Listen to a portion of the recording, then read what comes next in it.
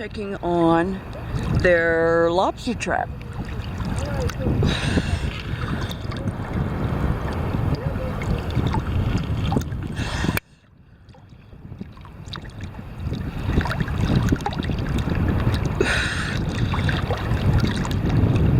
Wind from the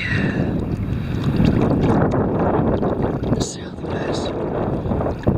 It was high tide at 7:30, so now it's going out, so that's why we have some waves. It's a little chop.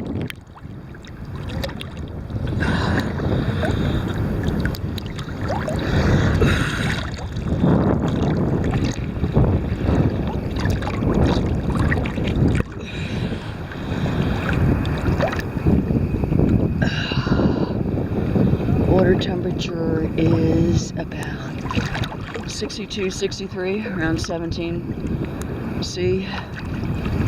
But it's still beautiful. And a little breezy on the beach, so it's better to stay in the water, which is where I am.